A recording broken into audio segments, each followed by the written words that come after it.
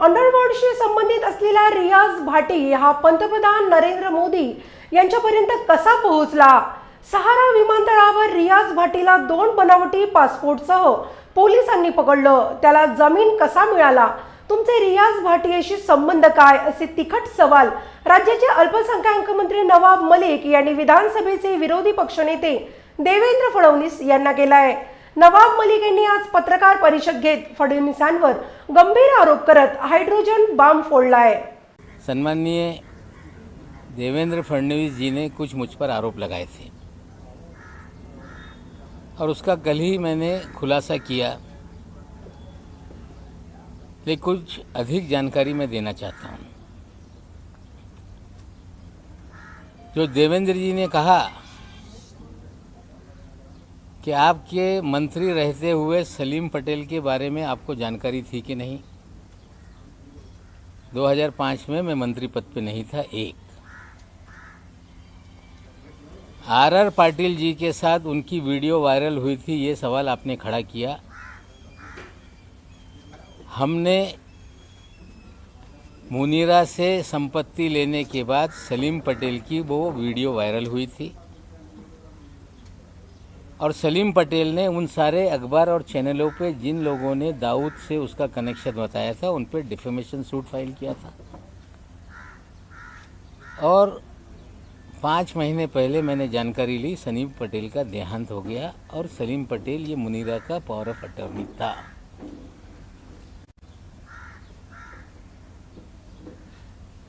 सरदार वली खान के बारे में उन्होंने कहा कि सजा याफ्ता मुजरिम से आपने कोई लेन देन किया है। 2005 में वो कन्विक्टेड नहीं था। जो वॉचमैन वहाँ पे था उनका लड़का था। 300 मीटर पे 7/12 पे उसने अपना नाम चढ़ा लिया था रेक्टिफिकेशन करने के लिए कोई कागज़, वो हमने उनको पैसा दिया था, ये सच्चाई है। लेकिन देवेंद्र जी ने हमें जो लड़ाई में लड़ रहा था या लड़ रहा हूँ, जो एनसीबी में निर्दोष लोगों को फंसाने का, हजारों करोड़ की उगाही करने का, कहीं ना कहीं देवेंद्र जी उसको डाइवर्ट करने का प्रयास कर रहे हैं। और सिर्फ डाइवर्ट करने का नहीं, उस अधिकारी को बचाने का प्रयास हो रहा है, क्योंकि देवेंद्र जी के उस अधिकारी के पुराने संबंध हैं।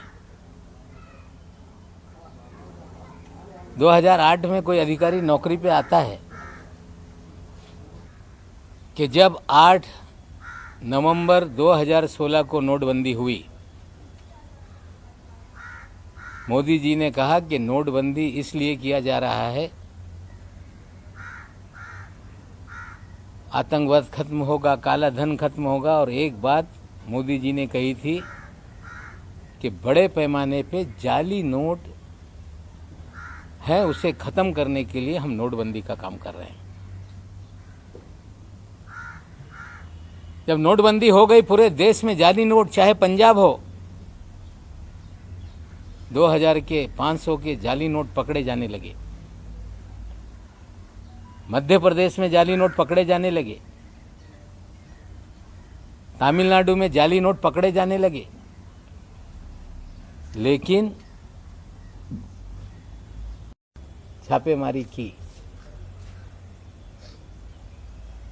जिसमें 14 करोड़ 56 लाख रुपए के जाली नोट पकड़े गए।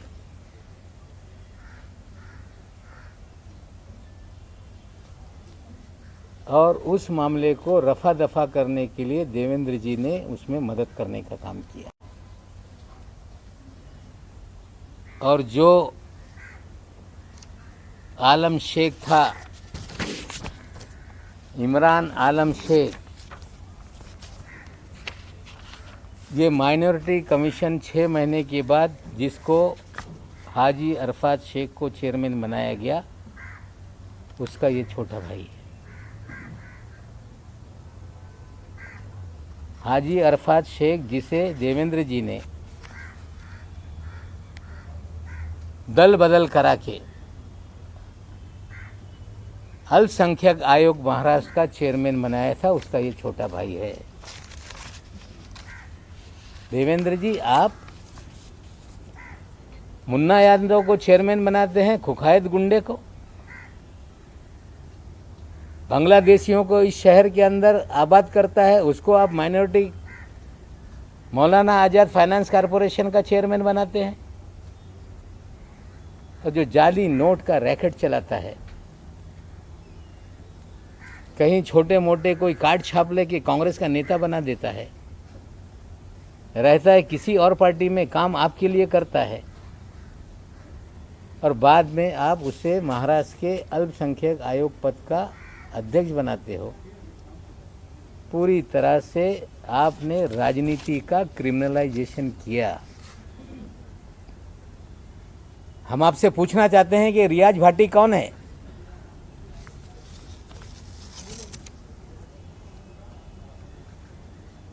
उनतीस अक्टूबर को सहार एयरपोर्ट पे जाली पासपोर्ट के साथ पकड़ा गया, जिसके ऊपर दाऊद इब्राहिम सारे गैंग के लोगों के साथ संबंध की सारी खबरें अखबारों में थी। पूरा शहर जानता था कि रियाज भाटी कौन है। डबल पासपोर्ट के साथ कोई व्यक्ति पकड़ लिया जाए और 2 दिन में छूट जाता है, इसके पीछे क्या खेल था? रियाज भाटी लगातार आपके साथ सभी कार्यक्रमों में क्यों नजर आता था? रियाज भाटी भारतीय जनता पार्टी के कार्यक्रमों में क्यों नजर आता था? आपके डिनर टेबल पे क्यों नजर आता था? हम देश के प्रधानमंत्री पे आरोप नहीं लगाना चाहते, लेकिन देश के प्रधानमंत्री के कार्यक्रम में अगर कोई जाता है तो उसके लिए पूरी तरह से स्कैनिंग किए बिना किसी भी व्यक्ति को पास नहीं इशू होता।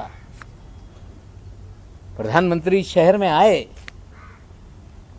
और रियाज भाटी ने उनके साथ भी तस्वीरें खिंचवाई। क्या ऐसा कारण था बिना स्कूटनी के रियाज भाटी प्रधानमंत्री तक पहुंच गया?